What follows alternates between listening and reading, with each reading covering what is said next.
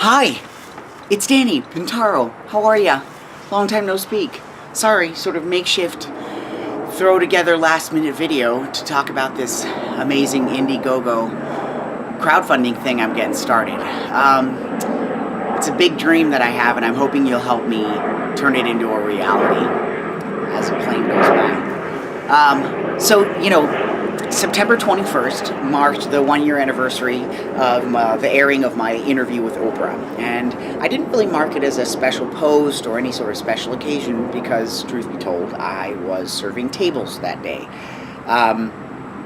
But as I begin the next chapter of my life, which I sincerely need your help for, I thought I would fill you in a little bit more about this year so you'll understand how I got to this Indiegogo fundraising campaign.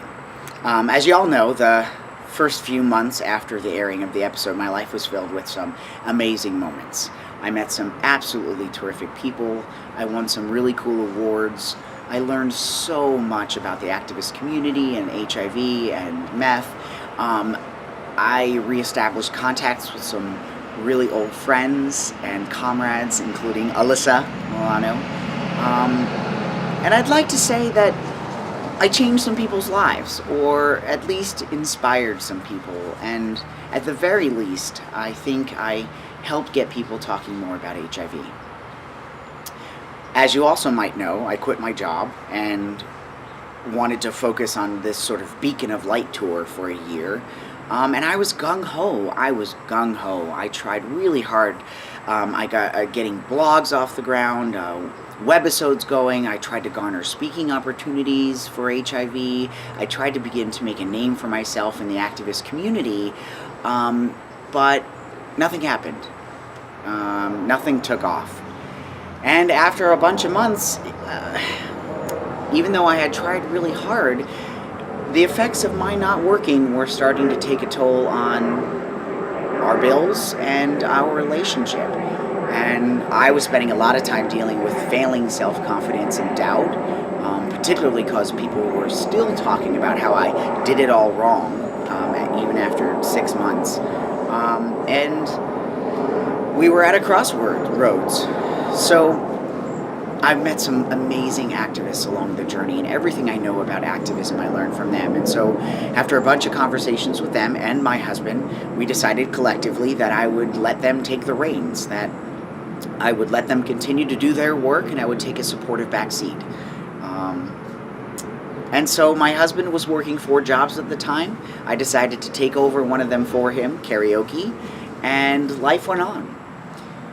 And then I turned 40, and bam, I started to do a lot of serious introspection, and I have learned so much about myself since January, and particularly since we moved to Austin in May.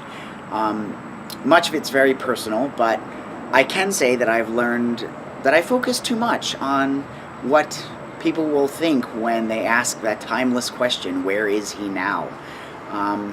I've learned that I spent much of the last 10 years working in jobs that I didn't really love, and working really hard in those jobs because I didn't want to have a bad answer for that question, you know? And I decided, though, that I woke up one day and wasn't happy. And I didn't want to do that again. I didn't want 10 years to pass and realize that I wasn't happy. So I've decided to just be happy and follow my dreams and make life what I want it to be. So cut to the last few months. What you definitely don't know about me is that I'm a bonsai geek. And I have a serious green thumb. So you put together the art of bonsai and a green thumb, and bam, you've discovered the thing that I am the most passionate about. 10 years ago, I had a dream to open up a bonsai nursery in Los Angeles, but I had to put it aside to work, and then Vegas, and then work, and then more work, and, you know, here we are. Well, fuck that, you know? It's time. It's time I make this dream a reality, and Austin is a terrific place to make it happen. There's a serious need here for more options for bonsai retailers, and I am ready. There is a thriving and wonderfully active bonsai community here in Austin, and I'm very involved in the Austin Bonsai Society, and with their blessing, I've created a business plan to open a mobile bonsai sort of retail shop here in Austin. There's tons of information about it below. I'll tell you a little bit about it now, of course, but there's tons of information below, and if you really want to see my business plan that I worked so hard on, I can send that to you as well. But the basic idea is, food trucks here in Austin have really taken off, and I don't see why it has to be food. Why can't it be something else? Why can't it be products like bonsai? So I'm going to create this 12 to 14 foot sort of mobile trailer shop that I can take all over the Austin area to farmers markets and street corners, craft shows, you name it. I'll take it there and offer up these beautiful bonsai that I am going to create myself using traditional techniques of reweaving the roots and pots and styling and trimming and all that. You'll also, of course, be able to buy fertilizers and pots and soils and all the things that you need to put together a great bonsai. And then after purchasing a bonsai, which is a big investment, especially if it's a particularly large and beautiful one, you'll also have the opportunity to buy a maintenance plan from me. So you'll be able to bring it in once a month, however often you'd like, and I'll take a look and I'll check the soil and fertilize and do some trimming and wiring and help you keep your beautiful investment alive. For those who really want to learn more, we'll also have a calendar of classes and workshops that are going to be offered each month. Guest speakers and myself doing sort of basics classes, intermediate and advanced. And lastly, we're going to be teaming up with the local Austin and San Antonio Bonsai Societies to sell locally created products, including paintings and pots and ornaments and bonsai tools. Again, there's tons and tons of information below, but that's sort of the basic idea. I'm so excited, and unfortunately, this dream has hit a really big snag. I have no collateral. I've tried every option I can think of. Every bank, SBA, grants, you name it, I've tried to get it, and nothing is coming through. And so I'm so determined to make this happen that I have decided to come to Indiegogo in hopes that you will help me make my dream become a reality. I'm hoping to secure a pretty small amount of money. It's only $30,000. I mean, that's less than some new cars that are on the market. But it's only going to take me $30,000 to make this dream become a reality.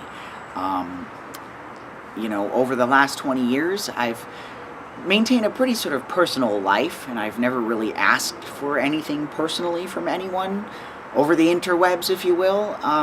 But I'm so determined to make this happen that I'm taking to you, my friends and my fans and my family, to help make it happen. I'm setting my Indiegogo goal for 15 days, and over those 15 days, I'm going to celebrate my 41st birthday. So, if for any reason you make a contribution, it will be as my birthday present. There's no better birthday present than I can think of than you helping make my dream become a reality. $5 is all it takes. If everyone I know on Facebook donated $5, I'd have my goal in a heartbeat. So I hope you'll join me. I hope you'll be there for me. This is the time, and I'm really looking forward to making this happen. So here we go. Contact me if you have any questions or if you'd like to see the business plan, and wish me luck. Thanks, everybody.